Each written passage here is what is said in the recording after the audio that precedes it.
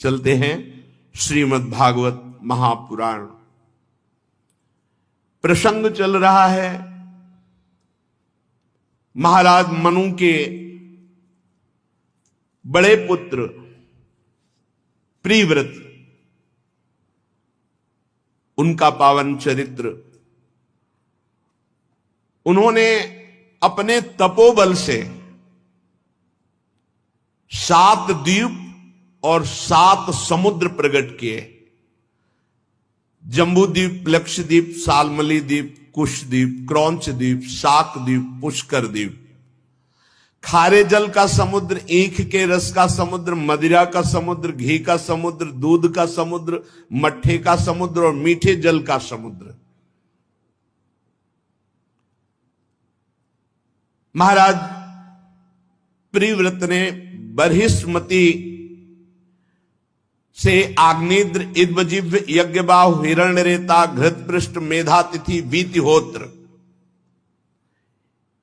ये जो 7 पुत्र, इनको इन 7 द्वीपों का अधिपति बनाया। 3 पहले सुन चुके हैं, वो बाल ब्रह्मचारी परम सन्यासी हैं। तो 10 पुत्र ये बर्हिस्मति से। ऊर्जस्वती नाम की एक कन्या, जिसका विवाह भगवान शुक्राचार्य जी से किया। शुक्राचार्य जी की पुत्री शुक्र कन्या देवयानी के नाम से प्रसिद्ध हुई, जिनकी चर्चा कल हुई थी। राजन, जो भगवान श्री हरि का निरंतर भजन करते हैं, वो 6 इन 2 क्षय पर विजय प्राप्त कर लेते हैं। पहला क्षय भूख, प्यास, शोक, मोह, जरा, मृत्यु। भूख, प्यास, शोक, मोह, जरा, मृत्यु, इन 6 का प्रभाव नहीं पड़ता जो निरंतर चित्तवृत्ति भगवान श्री हरि के भजन में जोड़े हैं। और ये 6 भगवत भक्तों में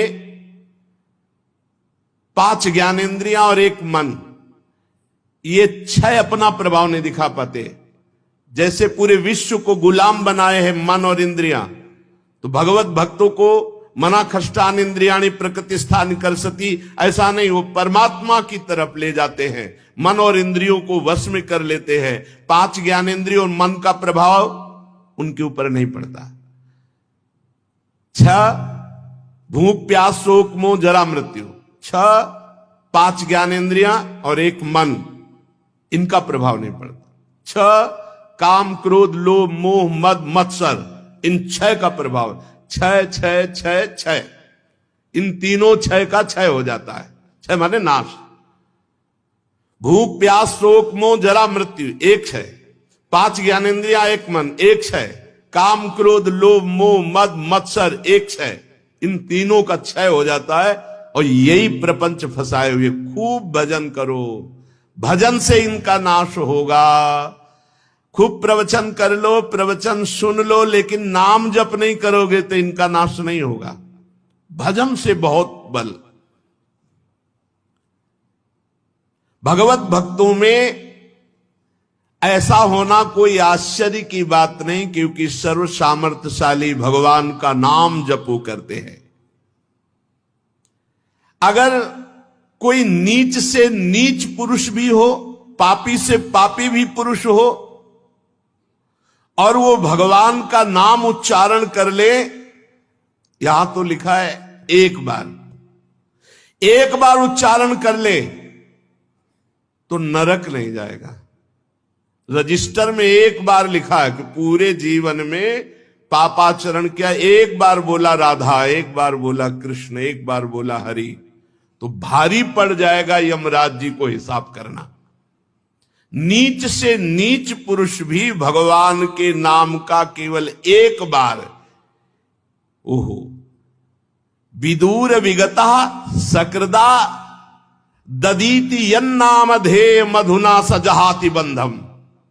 सकृदा एक बार, यन्नामधे मधुना सजहाति बंधम, वो समस्त बंधनों से मुक्त कर दिया जाएगा। एक बार नाम, ऐसे नाम को हम बार बार रटे।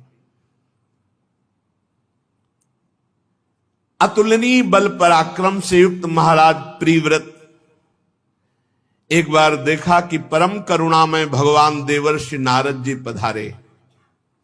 नारद जी के चरणों की पूजा की और शरण में जाकर बैठ गए, और बैठते ही बड़ा मन अशांत हो गया प्रिव्रत जी का। ये वही प्रिव्रत हैं जो आत्मबोध प्राप्त महापुरुष, जिनके लिए ब्रह्मा जी आकर आदेश किए कि गृहस्थाश्रम में जाओ, जिनके लिए प्रश्न करते हैं परीक्षित जी कि महाराज आत्मबोध प्राप्त महापुरुष गृहस्थाश्रम में कैसे रम गया। वही आज जब इतना सब कुछ हो गया, देवर्षि नारद जी के पास बैठ करके कहा, प्रभु मेरा मन अशांत हो गया है, अब मेरा मन भाग रहा है विरक्ति की तरफ। ये बड़े आश्चर्य की बात है। अहो जो शब्द लिखा है, अहो कितना बुरा ये माया का प्रपंच है। महाराज प्रिव्रत करे, मेरे अंदर विषय लोलुपता पैदा कर दी। ये कभी कोई न सोचे, कभी कोई न सोचे, मरे मन में भी जीवित करके। रामचरितमानस में आता है, जब काम ने अपना प्रभाव दिखाया तो मरे मनों में भी काम जागृत। मरे मन का मतलब भगवत प्राप्त महापुरुषों के भी है। तो देवर्षि नारद जी भगवत प्राप्त नहीं है क्या? इसीलिए सब हरिशरणम हरिशरणम हरिशरणम। नारद जी से कहा, प्रभु मेरी इंद्रियां विषय लोलुप हो गई, मैं तो अंधकूप में गिरा रहा हूं, बस बस बस बहुत हो गया, बहुत हो गया, अब नहीं अब नहीं अब नहीं। ये बड़े आश्चर्य की बात है। अहो असाधु निष्ठितम यदभिनिवेशितो मिंद्रियैर अविद्या रचित विषम विषयांधकूपे तदलमल ममुष्या वनिताया विनोद मृगम माम धिक धिक गीति गर्ह्यांचकार। क्या बन गया? कहां मैं आत्म स्वरूप में रमण करने वाला और कहां स्त्री के हाथ का खिलौना बन गया, स्त्री का क्रीड़ा मृग बन गया। वनिताया स्त्री, विनोद मृगम क्रीड़ा मृगम, माम धिक धिगिति गर्ह्यांचकार। धिक्कार है धिक्कार मेरे ज्ञान को। मैं बड़ा ज्ञानी बनता था, स्त्री के हाथ का खिलौना बन गया और उसने मुझे विषयांधकूपे, विषय के अंधे कुएं में ढकेल दिया, और मैं ऐसे नाचा जैसे मदारी बंदर को नचाता है, ऐसे मुझ आत्मज्ञानी को नचा दिया। महाराज प्रिव्रत कह रहे, धिक्कार है हमारे ज्ञान को। देवर्षि नारद जी के चरणों में बैठकर देवर्षि नारद जी ने कहा, तुम विवेकवान पुरुष हो, तुम्हारी सोई हुई विवेक वृत्ति पुनः जागृत हो गई है। त्याग करो तत्काल सारे संसार के इस राज्य पाठ का, मोह का, राग का, भोग का। जैसा आदेश हुआ उसी समय सारी पृथ्वी के आदि सम्राट महाराज मनु के पुत्र प्रिव्रत जी ने अपने पुत्रों में राज्य लक्ष्मी को बांट दिया, और मानो मर गए हों ऐसे मृत तुल्य होकर के, घोर वैराग्य धारण करके नारद जी के बताए हुए मार्ग से पुनः अपने स्वरूप की तरफ। राजा प्रिव्रत ने, चूंकि पूर्व में आत्मबोध महापुरुष, तो जैसे निर्मल जल में ऊपर सेवार आ जाए, जल में हरी हरी जो, उसको हटाओ तो फिर निर्मल जल हो गया, ऐसे ही गृहस्थाश्रम के नाना प्रकार के कर्तव्य कर्मों का पालन करते करते और भोगों को भोगते भोगते एक ज्ञान में सेवार सा आ गया था।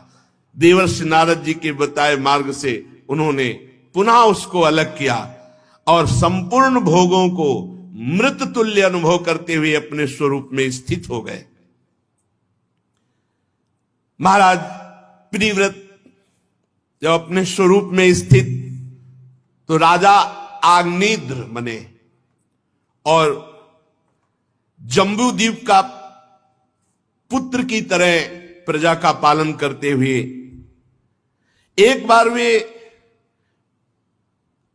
पितर जो हैं ये कामना करते रहते हैं कि हमारे परिवार में कोई महाभागवत धर्मात्मा पुत्र हो जाए जिससे हमारा कल्याण हो जाए।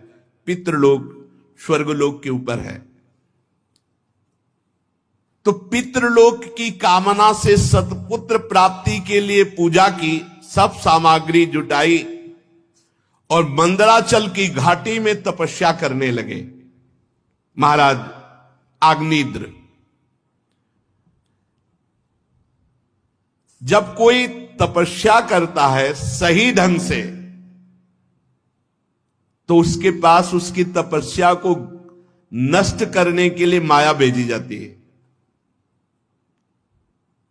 अब जैसे कह दे कि अब क्यों ऐसा नहीं सुनने को मिलता कि रंभा आ रहे हैं, पूर्व चित्ती आ रहे हैं, मेनका आ रहे हैं, जरूरत है नहीं।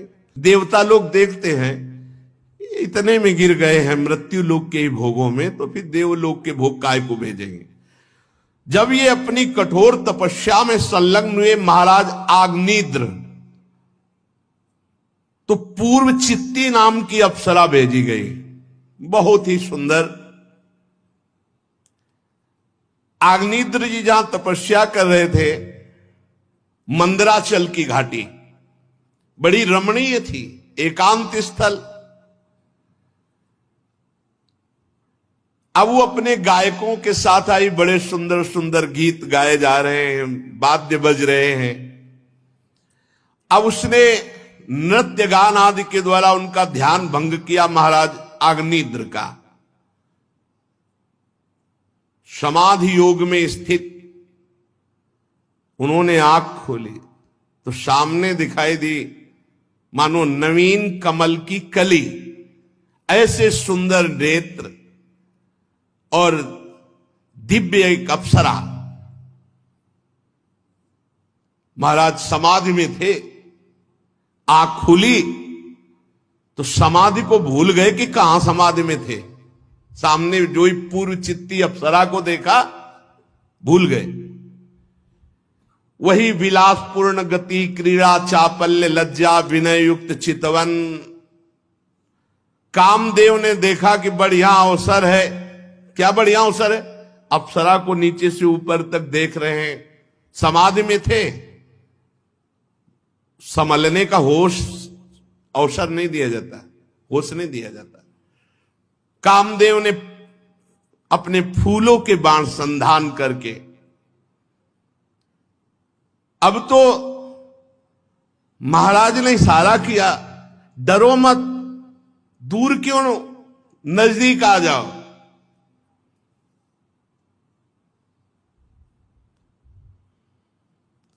मना कर दिया।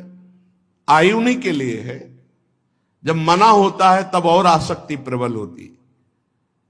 उठ खड़े हुए और इतने आसक्त चित्त एक दृष्टि में हो गए कि उन्होंने कहा, का तुम चिकीर्षसि च किम मुनिवर शैले मायासिका भगवत पर देवताया विज्ञे बिभर्षि धनुषी सुहृदात मनोर्थे किम वा मृगान मृगय से विपिने प्रमत्तान। मुनिवर तुम कौन हो? उनको लगा कि ये कोई ऋषि है आए हुए।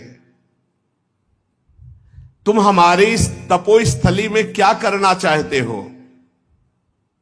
नहीं नहीं, तुम मुनि तो नहीं हो, तुम कहीं हमारे भगवत पर देवताया मायासिकापि, परम देवता मेरे भगवान श्री हरि की कोई माया तो नहीं हो? अच्छा, ये तुमने जो भौहों की कमान चढ़ाकर और नेत्रों के बाण हमें लगता है तुम हमारा शिकार करने तो नहीं आए हो। ये तुम्हारे दो बाण पहने पहने मेरे हृदय में लग रहे हैं, इसका मतलब तुम शिकार करने आए हो हमारा। वैसे तो सराहनीय पराक्रम है आपका, अभी आपने कुछ कहा नहीं लेकिन मैं घायल हो चुका हूं। कौन हो तुम? मैं तुम्हारी स्तुति करता हूं, तुम हमसे बात करो। फिर भी वो नहीं बोली। तो बोले ब्रह्मन, ये तुम्हारे चरण और चरणों में ये जो आवाज आ रही है नूपुरों की, ये तो ऐसा लग रहा है कि जैसे कोई पक्षी कलरव कर रहा हो। फिर पूरे अंग प्रत्यंगों का वर्णन करते हैं और कहा प्रभु, अब प्रभु को भूल गए, प्रभु हमारा चित्त क्षुब्ध हो रहा है, तुम्हारे शरीर से बड़ी सुगंध आ रही है, तुम कौन सा भोजन करते हो? हमें लगता है कि तुम केवल घी या हवन सामग्री, क्योंकि ऐसी सुगंध आ रही है, तो तुम कोई भगवान की कला तो नहीं हो। ये मेरा मन मथता चला जा रहा है। और ये अनुचर कौन है तुम्हारे साथ? श्री सुखदेव जी कहते हैं, महान तपस्वी आग्नेत्र जी जब ऐसी प्रार्थना कर रहे थे तो उस अप्सरा ने उसी समय उनसे संभाषण किया और धीरे धीरे बात करते करते महाराज को अपने अधीन कर लिया। और कई हजार वर्ष तक उनको सुध नहीं आने दी, कई हजार वर्ष तक उनके गर्भ से नाभि, किमपुरुष, हरिवर्ष, इलाव्रत, रम्यक, हिरण्यम, कुरु, भद्रास, केतुमाल 9 महान पुत्र उत्पन्न हुए महाराज अग्निद्र से, इस अप्सरा से। इस प्रकार 9 वर्ष में प्रतिवर्ष एक एक के क्रम से 9 पुत्र उत्पन्न किए, कई हजार वर्ष तक। फिर अचानक अंतर्ध्यान हो गई पूर्व चित्ती जो अप्सरा थी, और ब्रह्मा जी के पास जाकर के कि जो आज्ञा थी वो कार्य हो गया। महाराज नए स्वर्ग की रचना कर रहे थे विश्वामित्र जी, मेनका जी, इनको लगाव नहीं होता, आसक्ति नहीं होती इनके हृदय में किसी के प्रति प्रेम नहीं होता। ये केवल आज्ञा का पालन करने आते हैं, उतना ही केवल जितना आज्ञा है। अब जे ही शकुंतला प्रकट हुई, तप नष्ट हुआ, अभी विश्वामित्र जी समझ भी नहीं पाए थे, अंतर्ध्यान हो गई। भगवान की विचित्र माया। ब्रह्मा जी की सेवा में जाकर उपस्थित होकर का काम हो गया। बहुत सावधान, यदि भगवत प्राप्ति करनी है, भजन करनी है, तो ये जो महापुरुष जन आज प्रथम श्लोक की जो व्याख्या हुई उसको जीवन में धारण कर ले।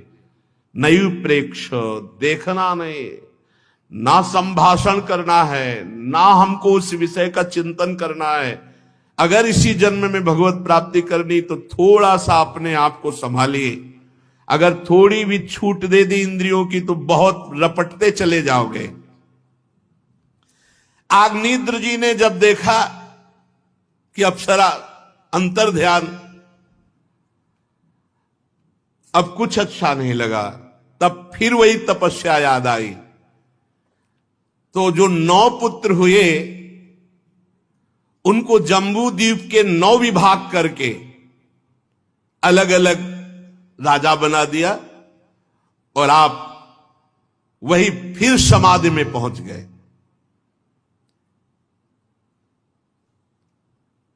जब भगवत चिंतन परायण पुरुष विषय में जाता है तो उसे ज्यादा दिन कोई आसक्त नहीं रख सकता, क्योंकि पूर्वाभ्यास उसका उठेगा और उसे पुनः वहीं स्थित कर देगा। पर समय तो जाता है ना, और इसमें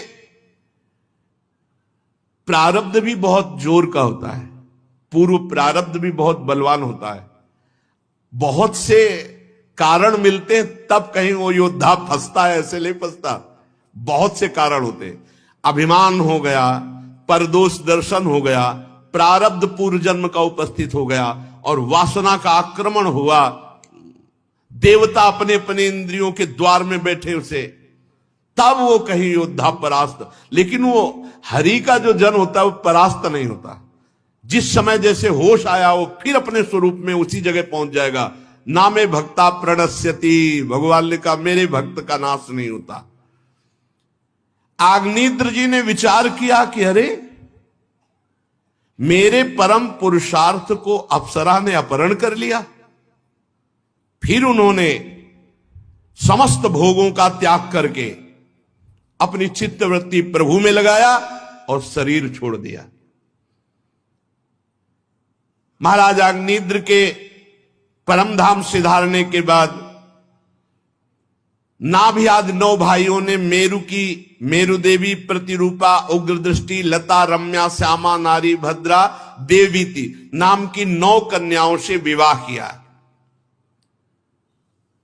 नाभि कि कोई संतान न थी, इसलिए उन्होंने अपनी भार्या मेरु देवी के सहित भगवान का यजन किया। यद्यपि सुंदर अंग वाले श्री भगवान द्रव्य, देश, काल, मंत्र, ऋत्व, दक्षिणा और विधि इन यज्ञ के साधनों से सहज में नहीं मिलते, तथापि वे भक्तों पर तो कृपा करते ही हैं।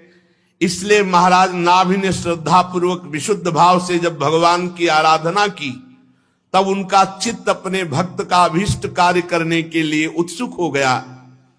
और भगवान सर्वथा स्वतंत्र हैं। भगवान यज्ञ से प्रकट हो गए। जब महाराज नाभि ने पुत्र प्राप्ति के लिए आराधना की, भगवान रेशमी पीताम्बर धारण किए हुए, विशाल वक्षास्थल, श्रीवत्स चिन्ह, अजान बाहु, लंबी भुजाएं, गले में बनमाला, कौस्तुभ मणि, बड़ा सुंदर भगवान का स्वरूप। ये देखकर ऋत्वज, सदस्य, यजमान सब खड़े हो गए और जैसे निर्धन को धन मिल जाए ऐसे सब आनंदित होकर सबने भगवान के चरणों में अर्घपाद्य अर्पित करके प्रणाम किया। और फिर ऋत्वजों ने कहा, हे पूज्यतम, हम आपके अनुगत भक्त हैं, हमारे आप परम पूजनीय हैं, इसलिए बार बार मैं आपका पूजन करता हूं। किंतु हम आपकी पूजा करना क्या जाने, हम तो बस आपके चरणों में प्रणाम करते हैं और महापुरुषों से जो सीखा है वही हम आपकी सेवा करते हैं। प्रभु, हम सब प्रपंच में ही फंसे हैं, तो आपके गुणगान करने में हम असमर्थ हैं। आप साक्षात परमेश्वर हैं, आप अपनी कृपा से प्रसन्न हो जाइए। यदि कोई आपका वर्णन करने का साहस करेगा तो जैसे किसी की बुद्धि सीपी हो और वो समुद्र को नापना चाहे तो कितने दिनों में नाप पाएगा, पूरा जीवन लग जाए तो भी नहीं नाप पाएगा। ऐसे ही प्रभु, हमारी बुद्धि बहुत छोटी है, आपकी महिमा अपार है, हम कैसे आपका यश गान करें। यदि कोई भक्त दीन होकर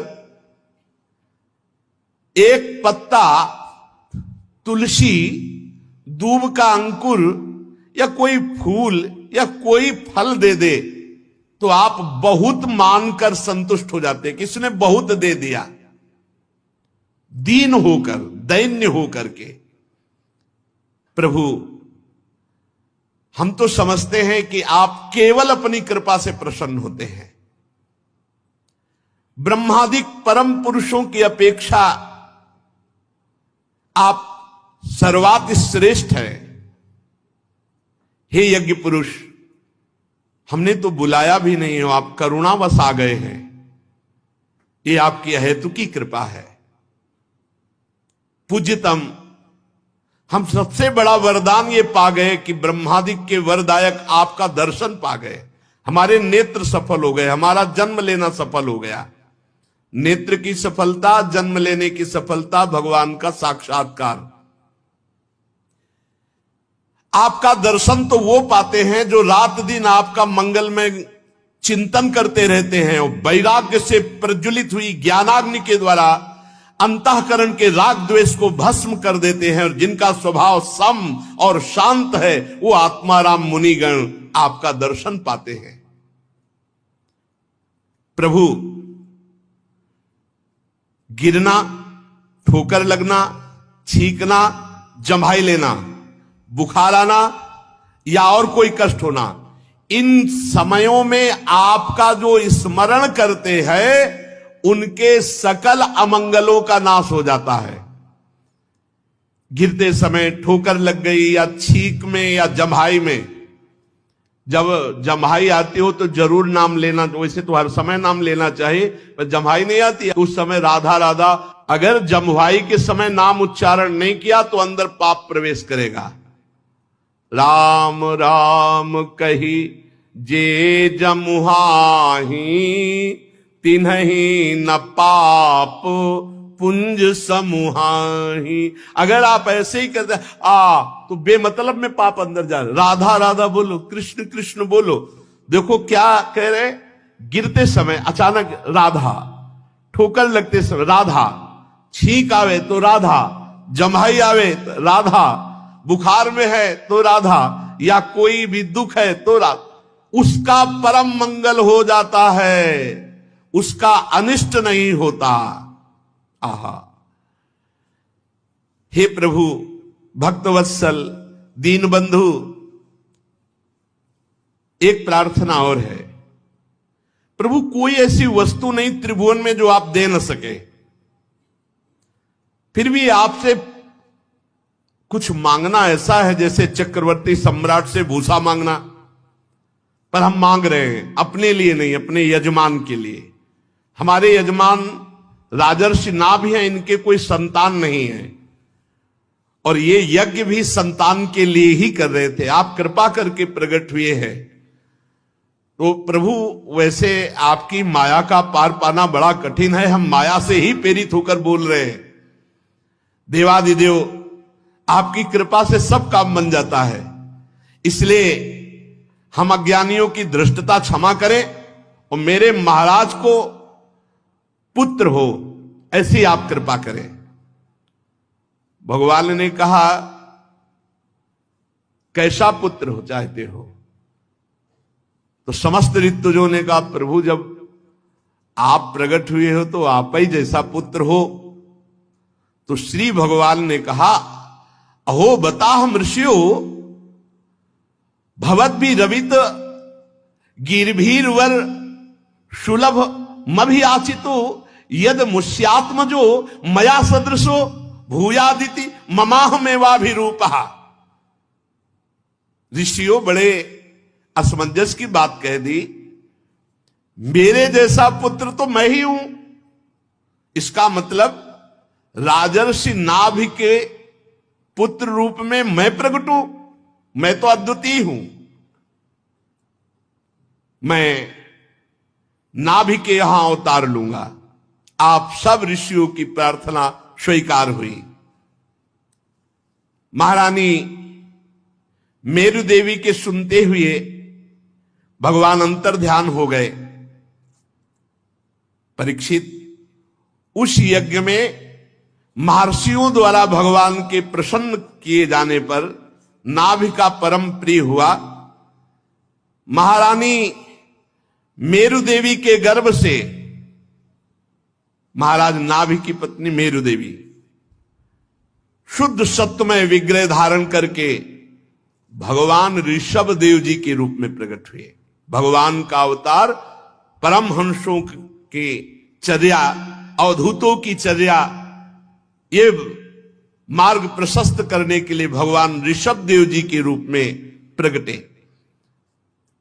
जे ही जन्म भगवान ने लिया,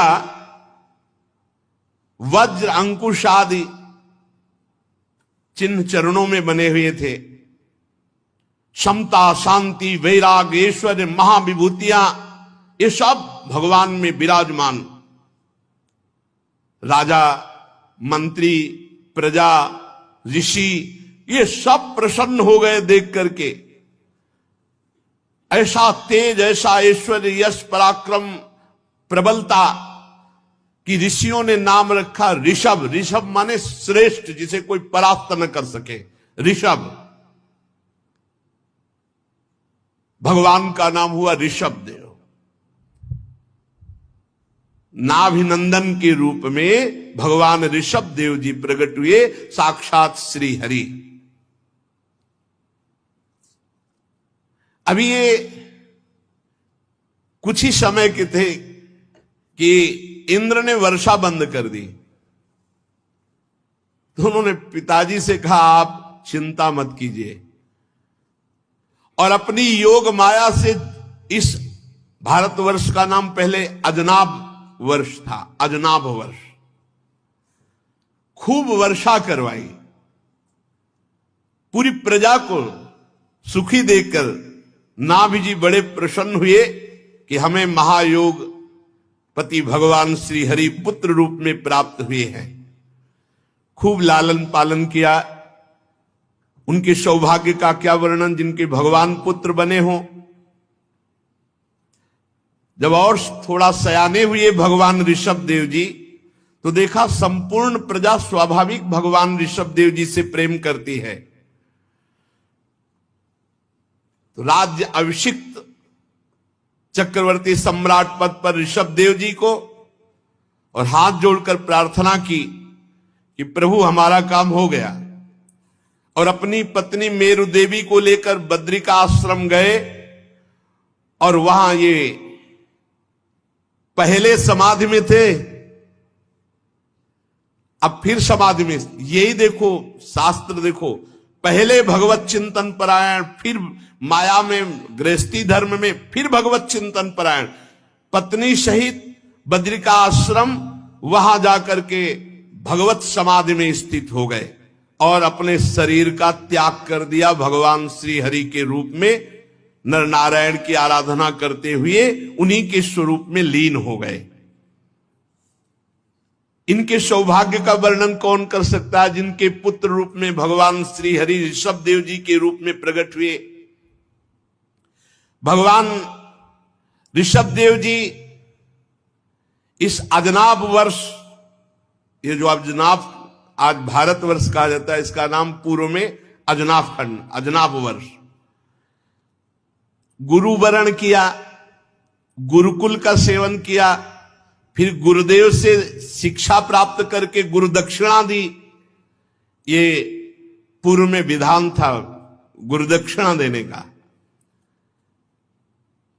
अगर गुरु दक्षिणा नहीं दी गई तो उसकी शिक्षा दीक्षा पूर्ण नहीं मानी जाती। पूर्ण तभी मानी जाती थी जब गुरु दक्षिणा या गुरु कह दे कि हमें नहीं चाहिए, नहीं तो गुरु के मांगे हुए के अनुसार। ऐसा महाभारत में कई जगह पाया गया कि जाओ तुम गुरु माता से पूछ लो क्या गुरु दक्षिणा।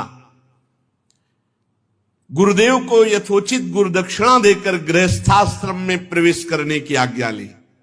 पहले गुरुकुलवास, गुरु शिक्षा दीक्षा, फिर गुरु दक्षिणा देना, फिर गुरु गृहस्थाश्रम में गुरु आज्ञा से प्रवेश। फिर देवराज इंद्र की कन्या जयंती से भगवान ऋषभ देव जी का विवाह हुआ। श्रौत स्मार्त दोनों प्रकार के शास्त्रोपदिष्ट कर्मों का आचरण करते हुए जयंती से अपने समान गुण वाले 100 पुत्र उत्पन्न किए। उन 100 पुत्रों में सबसे बड़े पुत्र थे महायोगी भरत जी, जो कई बार उदाहरण में आते रहते हैं, जड़ भरत रूप में या भरत रूप में। सबसे अधिक गुणवान और महिमाशाली भरत जी बड़े पुत्र थे। उन्हीं के नाम से इस अजनाब खंड का नाम भारतवर्ष हुआ, महायोगी भरत जी के नाम से। उनसे छोटे थे कुशावर्त, इलावर्त, ब्रह्मावर्त, मलय, केतु, भद्रसेन, इंद्रस्प्रक, विदर्भ और कीकट। ये 9 राजकुमार शेष 90 भाइयों से बड़े एवं श्रेष्ठ थे। इनसे जो छोटे थे वो बहुत बड़े योगीश्वर हुए। 9 कवि, हरि, अंतरिक्ष, प्रबुद्ध, पिप्पलायन, आविर्होत्र, द्रुमिल, चमस, करभाजन। ये भागवत धर्म से युक्त महायोगी परमहंस सन्यासी, जो आगे 11 स्कंद में इनके उपदेश सुनने को मिलेंगे। इनसे छोटे जो 81 पुत्र थे, पिता की आज्ञा पालन करने वाले, अति विनीत महान वेदज्ञ, निरंतर यज्ञ करने वाले, ये ब्राह्मण रूप होकर पुण्य कर्मों का, यज्ञों का अनुष्ठान करने वाले हुए। बड़े भरत जी, उनसे 9 ये जो कुशावर्त, तिलावर्त, ब्रह्मावर्त, मलय, केतु, भद्रसेन, इंद्रस्पृक, विदर्भ, कीकट 90 हो गए। उनसे 9 कवि जी, हरि जी, अंतरिक्ष जी, प्रबुद्ध जी, पिप्पलायन जी, आविर्होत्र जी, द्रुमिल जी, चमस जी, करभाजन जी। फिर उनसे छोटे 81 जो है ये अपनी महिमा से युक्त ब्राह्मण हो गए। ये निरंतर यज्ञ और भगवान की आराधना में मगन रहने वाले हुए। भगवान ऋषभ देव जी सर्वतंत्र स्वतंत्र परमात्मा हैं। उनको कोई माया या कोई प्रपंच या गृहस्थी थोड़ी फंसा सकती है। शम, शांत, सुहृद, कारुणिक, धर्म, अर्थ, यश, संतान, भोग, सुख, मोक्ष, सुख, ये सब साधक के लिए हैं। भगवान तो परमात्मा स्वरूप हैं। फिर भी उन्होंने गृहस्थ में रहकर कैसे महापुरुष गृहस्थ का सेवन करते हैं दिखाया। भगवान सब कुछ जानते हुए भी जो ब्रह्म ऋषि जन उनकी आज्ञा के अनुसार चलते हैं, जैसी वो विधान बताते हैं वैसे ही भगवान करते ऋषभ देव जी। द्रव्य, देश, काल, आयु, श्रद्धा, ऋत्व सब उन्हीं से हैं, पर जैसा आदेश ब्रह्म ऋषि जन करते वैसा स्वयं भगवान करते। ये आचरण है। वैसे भी रामावतार, कृष्णावतार सब में देखो भगवान गुरुजनों के चरणों का आश्रय लेते, उनकी आज्ञा के अनुसार चलते हैं। भगवान ऋषभ देव जी अपनी प्रजा को पुत्रवत सुख प्रदान कर दे और सबको ये बताते कि आकाश कुसुम के समान संसार है। जैसे आकाश में फूल आदि दिखाई दे, बने हुए बादल के चित्र दिखाई दे, वो सब एक हवा में नष्ट हो जाने वाले हैं। ऐसे ये मायाकृत संसार काल के द्वारा नष्ट हो जाने वाला है। इसलिए प्रजा को समझाते कि कोई भी एक क्षण भी भगवान की आराधना किए बिना व्यर्थ मत जाने दो। ये संसार के सुख केवल दिखावटी, इनमें सत्य नहीं है। भगवान ऋषभ देव जी ने एक दिन अपनी पूरी प्रजा को बुलाया, अपने पुत्रों को बुलाया और उपदेश किए। शुभ उपदेश आगे। श्री राधा वल्लभ लाल की जय।